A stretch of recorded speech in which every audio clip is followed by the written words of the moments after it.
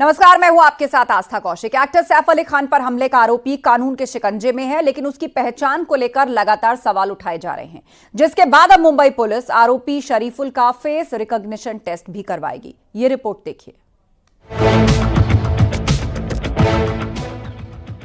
सैफ के हमलावर की पहचान पर सवाल। पुलिस कस्टडी में हमलावर नहीं तो कौन? एक तस्वीर सैफ के हमले के संदिग्ध की है, जिसमें वो सीसीटीवी कैमरे में कैद हो गया। वहीं दूसरी तस्वीर में शरीफुल है, जिसे सैफ का हमलावर बताया गया है। अब संदिग्ध और हमलावर को लेकर ही सवाल खड़े हो रहे हैं। 16 जनवरी की रात हमलावर बांद्रा के सतगुरु शरण अपार्टमेंट में दाखिल होता है और किसी को कानो कान खबर नहीं होती। वो इसी अपार्टमेंट के 11वें और 12वें फ्लोर में रहने वाले एक्टर सैफ अली खान के घर में घुसता है। उसकी सैफ से हाथापाई हो जाती है। वो सैफ पर जानलेवा हमला करके फरार हो जाता है। घटना के बाद आरोपी के सीसीटीवी फुटेज सामने आते हैं, जिसमें वो रात के वक्त बिल्डिंग में सीढ़ियों से उतरता दिखता है। एक और वीडियो सामने आता है, जिसमें वो सीढ़ियों से ऊपर जाता दिखा। हमले के 72 घंटे के बाद पुलिस शरीफुल नाम के आरोपी को ठाणे से पकड़ लेती है, जिसमें बताया जाता है कि सीसीटीवी में दिख रहा संदिग्ध शरीफुल इस्लाम ही है और वो बांग्लादेश का रहने वाला है। फिलहाल वो 29 जनवरी तक पुलिस कस्टडी में है, लेकिन अब उसकी गिरफ्तारी पर हर तरफ से सवालों की बौछार हो रही है, जिसमें कहा जा रहा है कि जिस आरोपी को पुलिस ने पकड़ा है, उसकी शक्ल सीसीटीवी में दिख रहे शख्स से बिल्कुल नहीं मिलती है। बांग्लादेश से शरीफुल के पिता ने खुद सवाल खड़े किए हैं। उनका दावा है कि पुलिस ने असली आरोपी को न पकड़कर उनके निर्दोष बेटे को पकड़ लिया है। वहीं अब मुंबई पुलिस आरोपी शरीफुल का फेस रिकॉग्निशन टेस्ट करवाएगी, जिससे दूध का दूध और पानी का पानी हो जाएगा। रिकॉग्निशन टेस्ट के जरिए किसी भी शख्स के चेहरे की 3D इमेज ली जाती है। इसमें फेस रिकॉग्नाइजेशन तकनीक के जरिए किसी भी इंसान की पहचान सुनिश्चित की जाती है। इस टेस्ट को पूरा करने में काफी समय लगता है। 48 से 72 घंटे भी लग सकते हैं। हर एंगल से फोटो का मिलान होने के बाद ही किसी नतीजे तक पहुंचा जाएगा। ये टेस्ट सभी एक्सपर्ट की मौजूदगी में किया जाता है। हालांकि पुलिस का दावा था कि सैफ पर हमले के बाद आरोपी शरीफुल ने अपने बाल कटवा लिए थे और हुलिया भी बदल लिया था। शरीफुल के पिता मोहम्मद रूहुल अमीन ने इसे नकारा है। दोनों के चेहरे के रंग और हेयर स्टाइल को लेकर भी सवाल खड़े किए गए हैं। কেন বলছেন যে ও আপনার ছেলে না? আমি বললাম কেন যে ওর বয়স হচ্ছে 30। ও দীর্ঘ 30 বছরে আমার ছেলে যে আকারে চুল কাটে, কারণ তার তো বয়স এখন 16-17 না। মানুষ 16-17-18 বছর হলে তারা চুলের বিভিন্ন ডিজাইন করে, কিন্তু সেই ডিজাইনের মতো ছেলে আমার এটা না। এবং সে ছোটবেলা থেকে ছোট চুল রাখে এবং ব্যাক করে, চুল উপরের দিকে দেয়, চুল দাঁড়ানোর মতো থাকে। কিন্তু ওই যে ছেলের যে ছবি দেখানো তার মুখ চাপা এবং সেই চুল চোখের উপর পর্যন্ত পড়া। मुंबई पुलिस की माने तो सैफ के अपार्टमेंट से लिए गए फिंगरप्रिंट पकड़े गए आरोपी शरीफुल से मैच हो गए हैं। मुंबई पुलिस ने सैफ अली खान का ब्लड सैंपल और घटना वाली रात पहने उनके कपड़ों को फॉरेंसिक जांच के लिए भेज दिया है। फिलहाल शरीफुल को कोर्ट ने 29 जनवरी तक पुलिस कस्टडी में भेजा है, लेकिन अब असली आरोपी को लेकर सवाल खड़े हो रहे हैं। Bureau report, news 18। कल देश अपना 76वां गणतंत्र दिवस मनाने जा रहा है और उसके लिए कर्तव्य पथ तैयार है, जहां दुनिया हिंदुस्तान की आन बान और शान को देखेगी। ब्रह्मोस, पिनाका और आकाश मिसाइल सिस्टम के साथ साथ स्वदेशी तकनीक से बनाई गई प्रलय और नाग मिसाइल की ताकत भी दिखेगी। 22 लड़ाकू विमान आसमान को सलामी देंगे।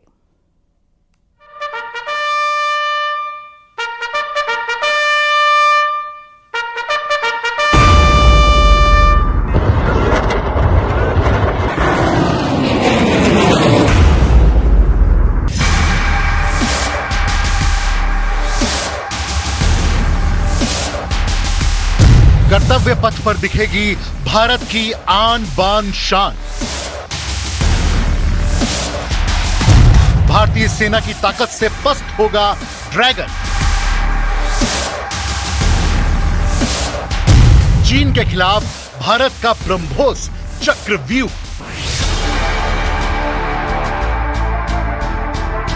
छब्बीस जनवरी को कर्तव्य पथ पर भारत की ताकत दिखेगी और उनमें सबसे खास है सुपरसोनिक क्रूज मिसाइल ब्रह्मोस, जिससे पाकिस्तान थर थर कांपता है। यह भारत का वो फौलाद है जिसने चीन के माथे पर शिकन ला दी है। फिलहाल जो आप देख रहे हैं ब्रह्मोस इस वक्त यहाँ पे मौजूद है और ये कर्तव्य पथ पर अपनी ताकत को दिखाएगा। इसकी खासियत ये है कि सुपरसोनिक क्रूज मिसाइल सिस्टम है ये, और ये इसकी मारक क्षमता जबरदस्त है। 26 जनवरी को जिस वक्त ब्रह्मोस सुप्रीम कमांडर राष्ट्रपति द्रौपदी मुर्मू को सलामी देगी, चीन चिंता में डूबा होगा, क्योंकि फिलीपींस के बाद इंडोनेशिया ने ब्रह्मोस मिसाइल खरीदने की इच्छा जताई है। सूत्रों की माने तो डील फाइनल स्टेज पर है। $450 मिलियन की इस डील का ऐलान इंडोनेशिया के राष्ट्रपति के भारत दौरे के दौरान हो सकता है। कर्तव्य पथ पर जिस वक्त ब्रह्मोस गुजर रही होगी, उसी वक्त इंडोनेशिया के राष्ट्रपति प्रबोवो सुबियांतो इसे करीब से देखेंगे। इंडोनेशिया के राष्ट्रपति इस साल गणतंत्र दिवस में अतिथि है। ब्रह्मोस दुनिया की सबसे खतरनाक सुपरसोनिक क्रूज मिसाइल में से एक है। इसकी मारक क्षमता 290 किलोमीटर है और भारत इसकी रेंज 400 से 600 किलोमीटर तक करने में जुटा है। हाल ही में भारतीय वायुसेना ने सुखोई लड़ाकू विमान से ब्रह्मोस एक्सटेंडेड रेंज का सफल परीक्षण किया था, जिससे ब्रह्मोस ने 400 किलोमीटर से भी ज्यादा दूर टारगेट को तबाह कर दिया। इसकी खासियत ये है कि इसकी रेंज अभी फिलहाल 300 किलोमीटर की है और अब इसको बढ़ाया जा रहा है, यानी कि नेक्स्ट जनरेशन ब्रह्मोस NG उसको भी तैयार किया जा रहा है और माना जा रहा है कि उसकी रेंज को 400 से 600 और उसके बाद फिर उसको 1000 किलोमीटर तक भी कर सकते हैं। खास बात यह है कि भारत जो भी इक्विपमेंट यहाँ बना रहा है, कोशिश यही है कि दूसरे देश भी इसका इस्तेमाल कर सके, क्योंकि फिलीपींस ब्रह्मोस की खरीद पहले ही कर चुका है। इंडोनेशिया, थाईलैंड जैसे कई देश हैं जिन्होंने ब्रह्मोस मिसाइल में रुचि दिखाई है। मलेशिया और इंडोनेशिया के बीच मलक्का स्ट्रेट से चीन का 80% एनर्जी ट्रेड गुजरता है। अगर मलेशिया के बाद भारत की ब्रह्मोस पर इंडोनेशिया से करार हुआ तो चीन की मुश्किलें बढ़ेंगी। फिलीपींस के साथ चीन के रिश्ते 2009 के बाद से और खराब हो गए हैं। चीन ने नया नक्शा जारी कर साउथ चाइना सी में कई हिस्सों पर अपना हिस्सा बता दिया। इसके बाद फिलीपींस, वियतनाम, ताइवान और मलेशिया के साथ चीन की तल्खी और बढ़ गई है। लेकिन ब्रह्मोस मिसाइल पर भारत के दूसरे देशों से हो रहे करार ने चीन की चिंता बढ़ा दी। चीन सागर और उसके आसपास के समुद्री इलाके में चीन के खिलाफ ब्रह्मोस मिसाइल का चक्रव्यूह तैयार होता दिख रहा है। ब्रह्मोस की ताकत से पाकिस्तान पहले ही घबराया हुआ है। अब इसने ड्रैगन की घेरेबंदी शुरू कर दी है। ऐसे तो ब्रह्मोस मिसाइल को भारत ने रूस के सहयोग से तैयार किया है, लेकिन 2016 में भारत MTCR यानी मिसाइल टेक्नोलॉजी कंट्रोल रिजीम का सदस्य बना। इसके बाद भारत के लिए ब्रह्मोस मिसाइल की रेंज को बढ़ाने का रास्ता खुल गया। यही नहीं, अंतर्राष्ट्रीय कानून के तहत कोई भी देश 300 किलोमीटर से ज्यादा मार करने वाली मिसाइल को दूसरे देश को बेच भी सकता है। और यही ब्रह्मोस मिसाइल अगर चीन के विरोधी देशों के हाथ लगे तो चीन का दम पानी में ही घुट सकता है। सिर्फ ब्रह्मोस ही नहीं, 26 जनवरी को कर्तव्य पथ पर ग्रैंड यानी मल्टी बैरल रॉकेट भी अपनी ताकत दिखाएगी। इसे भारतीय सेना की अटरली की ताकत कहा जाता है। इस रॉकेट ने कारगिल युद्ध में पाकिस्तान की हालत पतली कर दी थी। रूस यूक्रेन के युद्ध के दौरान तस्वीरों में देखा गया कि किस तरीके से एक के बाद एक रॉकेट्स दोनों देश एक दूसरे पर दाग रहे हैं, और जो प्लेटफॉर्म दोनों देश यूज कर रहे हैं यानी कि ग्रैड मल्टी बैरल रॉकेट लॉन्चर, वो भारतीय सेना के पास भी है। सबसे खास बात यह है कि ये एक ऐसा लॉन्चर है, इसकी जो लेंथ है यानी कि अगर हम लोग बात करें इनकी मारक क्षमता है वो 40 किलोमीटर के आसपास है, और इसके ये जो आप सामने देख सकते हैं इनमें लगते हैं रॉकेट्स, और ये रॉकेट्स इसकी जो क्षमता की बात करें तो बढ़ा देते हैं, क्योंकि महज 20 सेकंड में ये जो आपको सैल्वो दिख रहा है इसमें से 40 रॉकेट महज 20 सेकंड में फायर हो सकते हैं। और ये इसको जो है रीलोड करना भी बहुत आसान है। रीलोड इसलिए कह रहे हैं क्योंकि एक बार ये 40 के 40 रॉकेट जो है वो दाग दिए गए, उसके बाद फिर क्या। तो अब इसको इसकी खासियत ये है कि अब अलग से इसको दोबारा से इस पूरे व्हीकल के साथ इसको जो है इसमें रॉकेट्स नहीं भरे जाते हैं। कर्तव्य पथ पर भारतीय सेना की अद्भुत ताकत से दुनिया रूबरू होगी, जिसमें T-90 टैंक, BMP, नाग एंटी टैंक गाइडेड मिसाइल जैसे हथियार भारत का दम दिखाएंगे। इस बार नाग मिसाइल सिस्टम वो आपको नजर आएगा, 5 किलोमीटर तक मार कर सकता है। ये फायर एंड फॉरगेट है, एक बार फायर करने के बाद ये दुश्मन के टैंक को 5 किलोमीटर दूर तक निष्क्रिय कर सकता है, खत्म कर सकता है। ये भारत की तरफ से स्वदेशी इक्विपमेंट है जो कि ऊपर बनाया गया है, और नीचे यही जो BMP-2 का जो चैसी है वो लगा हुआ है। उसके पीछे आप देख सकते हैं ये BMP है जो कि भारतीय सेना के सैनिकों को बैटलफील्ड में सुरक्षा मुहैया कराता है। इसके अंदर बैठ के आसानी से दुश्मन के निशाने से बच कर जो बैटलफील्ड है वहाँ तक भेजा जा सकता है। और भारत की इसी ताकत को देखकर पड़ोसी देश परेशान है। भारत की इस ताकत के आगे पाकिस्तान पहले ही हार मान चुका है, जबकि चीन की टेंशन बढ़ी हुई है।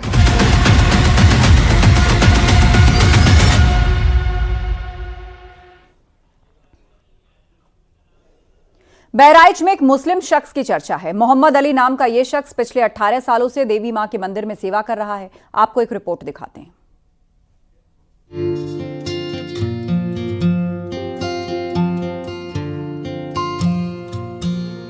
कहते हैं धर्म से आस्था बड़ी होती है। इस बात को बहराइच के रहने वाले मोहम्मद अली ने साबित करके दिखाया है। वो देवी मां में गजब की आस्था रखते हैं और पिछले कई सालों से वो मंदिर में सेवा कर रहे हैं। बहराइच जिला मुख्यालय से 27 किलोमीटर दूर श्री वृद्ध मातेश्वरी माता घूर देवी का मंदिर मौजूद है। मोहम्मद अली का कहना है कि वो पिछले 18 साल से मंदिर की देखरेख करते हैं और रोज देवी देवताओं की पूजा पाठ भी करते हैं। उनका दावा है कि देवी उनके सपने में आई थी और वहीं से उनको सेवा करने का आदेश मिला। देवी में आस्था के पीछे वो बड़ी दिलचस्प वाकया बताते हैं, जिसमें उनकी आंखों की दिक्कत दूर हो गई। मैं बचपन में मेरी आंखें खराब हो गई थी। फिर मेरी माँ यहाँ से नीर ले गई, हमको भी लाई, और उसके बाद में मेरी आंख में नीर डाली गई और मेरी आंखें बिल्कुल सही हो गई। रात में उन्होंने सपना दिखाया कि बेटा इस मंदिर की देखरेख आप करो। तो तभी से 2007 से मैं मंदिर की देखरेख कर रहा हूँ। समाज में जाकर के पूरे तीनकाना, सिकंदरपुर, बदरौली से लेकर के हम पूरे समाज में गेहूं मांगते हैं। और बड़ी खबर उत्तराखंड से 27 जनवरी से यूसीसी राज्य में लागू हो जाएगा। दोपहर 12:30 बजे यूसीसी का पोर्टल सीएम धामी लॉन्च करेंगे और उसके साथ ही राज्य में यूनिफॉर्म सिविल कोड लागू हो जाएगा। तो उत्तराखंड, जो कि देश में पहला राज्य बना, यूसीसी बिल को पास करने वाला, कानून का रूप ले चुका है और अब ये लागू हो जाएगा 27 जनवरी से। गणतंत्र दिवस के ठीक एक दिन बाद ये पूरे उत्तराखंड में लागू हो जाएगा। दोपहर 12:30 बजे यूसीसी का पोर्टल सीएम धामी उस दिन लॉन्च करेंगे और उसी के साथ ही राज्य में यूनिफॉर्म सिविल कोड लागू हो जाएगा। तो ये इस वक्त की बड़ी खबर है। उत्तराखंड में यूनिफॉर्म सिविल कोड लागू होने की तारीख आ गई है। गणतंत्र दिवस के अगले दिन यानी कि 27 जनवरी को सीएम धामी दोपहर 12:30 बजे पोर्टल लॉन्च करेंगे और उस पोर्टल लॉन्च के साथ ही यूनिफॉर्म सिविल कोड पूरे राज्य में लागू हो जाएगा। इस वक्त की बड़ी खबर उत्तराखंड से, सीएम धामी पोर्टल का लोकार्पण करेंगे और 27 जनवरी से ये पूरे उत्तराखंड में लागू हो जाएगा। यूसीसी को पास कराने वाला उत्तराखंड देश का पहला राज्य बना। चर्चा हमेशा से रही कि आखिर देवभूमि जिसे कहा जाता है वो राज्य उत्तराखंड, उसमें क्या आवश्यकता है यूसीसी की। लेकिन राज्य सरकार ने इस पर कमेटी बनाई, लंबे वक्त तक मंथन चला, बहुत से विषयों पर चर्चा हुई और आखिरकार इसका ड्राफ्ट तैयार किया गया, जिसको सर्वसम्मति से पास करा लिया गया और उसके बाद उत्तराखंड पहला राज्य बन गया यूसीसी लाने वाला और अब इसके लागू होने की तारीख भी आ गई है। सुनील नवप्रभात से इस पर चर्चा करते हैं। सुनील नवप्रभात, बताइए, 27 जनवरी से यूसीसी लागू हो जाएगा, पोर्टल को लॉन्च कर देंगे सीएम धामी, उसके बाद क्या कुछ बदल जाएगा? देखिए, यूनिफॉर्म सिविल कोड को लेकर जिस तरह से कयास लगाए जा रहे थे और मुख्यमंत्री भी लगातार इस बात को कह रहे थे कि जनवरी में हम यूनिफॉर्म सिविल कोड लागू कर देंगे। पहले ये संभावना थी कि 26 जनवरी को चूंकि गणतंत्र दिवस भी है और यूसीसी का उससे गहरा संबंध रहा है, तो ये माना जा रहा था कि 26 जनवरी को सीएम इसकी घोषणा कर सकते हैं। लेकिन उत्तराखंड में निकाय चुनाव की काउंटिंग के चलते ये इस बात की पूरी संभावना है कि काउंटिंग नगर निगमों की जो काउंटिंग है वो कल तक भी खींच सकती है, यानी 26 जनवरी तक भी खींच सकती है। तो इसलिए इसको शायद आगे एक्सटेंड किया गया और अब 27 जनवरी को 12:30 बजे के आसपास एक कार्यक्रम आयोजित होगा जिसमें मुख्यमंत्री यूनिफॉर्म सिविल कोड की नियमावली और उसका पोर्टल दोनों का लोकार्पण करेंगे और इसके साथ ही यूनिफॉर्म सिविल कोड को उत्तराखंड में लागू करने की घोषणा कर दी जाएगी। तो एक बड़ा ऐतिहासिक दिन है और एक लंबे समय से इस बात का इंतजार किया जा रहा था। न सिर्फ उत्तराखंड के लोग बल्कि पूरे देश भर से लोगों की नजर उत्तराखंड के यूनिफॉर्म सिविल कोड पर थी। जी बिल्कुल। और इस सिविल कोड की बात करें तो किस तरह के प्रोविजन हैं, और जब इसको लेकर कमेटी में मंथन चल रहा था तो काफी विरोध इसका कांग्रेस ने किया था, तो कौन से बिंदु रहे? राज्य सरकार के लिए इसकी राह उतनी आसान भी नहीं रही। देखिए, यूनिफॉर्म सिविल कोड को लेकर पिछले 2 साल से लगातार मंथन चल रहा था। यूनिफॉर्म सिविल कोड की कमेटी ने हर आयु वर्ग के बीच, हर समाज के बीच, हर जाति और क्षेत्रों में जाकर इसको लेकर चर्चा की, लोगों से संवाद किया, उनके सुझाव भी लिए और उसके बाद इस ड्राफ्ट को फाइनल रूप दिया गया। यूनिफॉर्म सिविल कोड में जो मुख्यतः बातें हैं कि एक तो जो शादी की उम्र होती है वो 18 साल होगी, जिस तरह से ये माना जाता है कि कुछ कम्युनिटी में, खासकर अगर मोमडन कम्युनिटी में हम देखें तो उसमें कोई ऐसी निर्धारित आयु सीमा नहीं है। लिहाजा अब मोमडन कम्युनिटी हो या कोई भी समुदाय की लड़की हो, 18 साल से पहले उसकी शादी नहीं की जा सकती, उसकी शादी की उम्र तय कर दी गई है। लिव इन रिलेशनशिप एक बड़ा मुद्दा यहाँ पर रहा है, उसको लेकर कांग्रेस ने भी काफी बार यहाँ पर विरोध किया। कांग्रेस ने कहा कि आपने एक उसको रजिस्टर्ड कर दिया है लिव इन रिलेशनशिप को। तो सरकार का कहना है कि लिव इन रिलेशनशिप में अब जो भी जोड़े रहेंगे उनको बकायदा रजिस्ट्रेशन करना होगा यूनिफॉर्म सिविल कोड के पोर्टल पर। दूसरी जो बड़ी बात है कि हर मैरिज का रजिस्ट्रेशन किया जाएगा और उसके साथ साथ यदि आप तलाक ले रहे हैं तो उसकी इंफॉर्मेशन भी आपको पोर्टल पर रजिस्टर्ड करानी होगी कि मैंने तलाक ले लिया या मैंने डाइवोर्स ले लिया। इसी तरह से लिव इन रिलेशनशिप से भी अगर आप अलग अलग हो रहे हैं, लिव इन रिलेशनशिप को छोड़ रहे हैं, तो इसकी इंफॉर्मेशन भी आपको रजिस्टर्ड करनी होगी इस पोर्टल पर। हमने लगातार इस संबंध में बातचीत की मुख्यमंत्री से भी और कमेटी के बिल्कुल बिल्कुल। और दोपहर 12:30 बजे इसके पोर्टल का लोकार्पण करेंगे सीएम धामी और फिर ये पूरे राज्य में लागू हो जाएगा। बहुत शुक्रिया सुनील अपडेट के लिए।